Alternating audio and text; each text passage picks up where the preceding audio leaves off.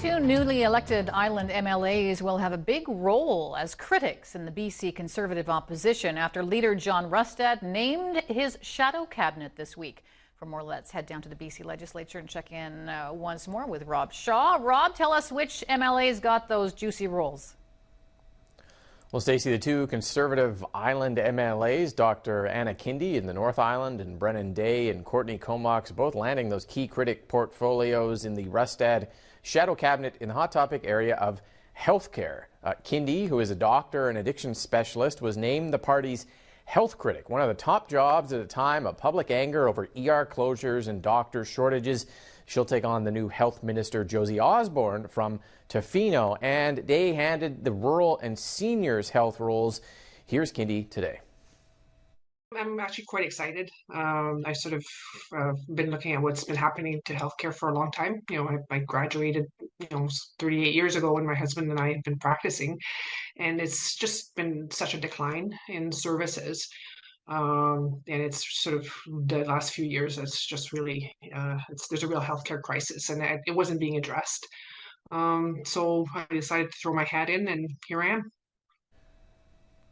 Familiar names in other major critic roles: Peter Milobar in finance, Eleanor Sturko in public safety, both former United critics, and former Surrey Mayor Linda Hepner in housing. Two areas of controversy, though: Rustad creating a new critic role for parental rights in sports, which appears to be targeted at the SOGI curriculum in schools and trans athletes in sports. Also, Surrey MLA Brent Chapman getting the high-profile transit and ICBC critic role despite comments about Muslims being inbred terrorists during the election that have drawn widespread condemnation. The NDP saying those choices are outrageous. Also targeting Kindy for what they say has been anti-vaccine comments in the past. Kindy says she and her family are vaccinated. She was just concerned about informed consent and information about risk.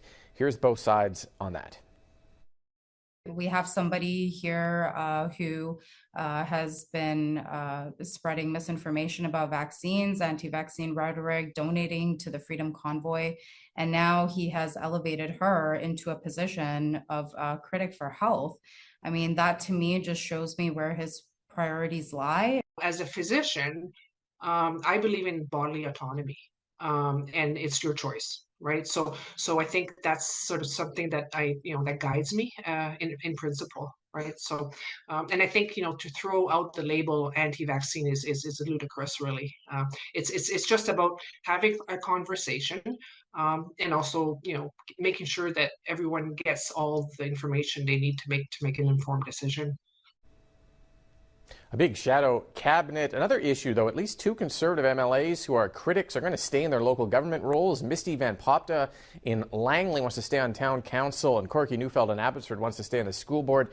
That's called double dipping, according to the NDP. Typically, you quit your job to become an MLA. We saw Ravi Parmar in Langford in the school district do that. Dina Lejeune and Wanda Fuqua resigning their council seats. So, Stacey, we'll see how that plays out. A bit odd for some Conservative MLAs, but we're in odd times in BC politics, so maybe it all works out.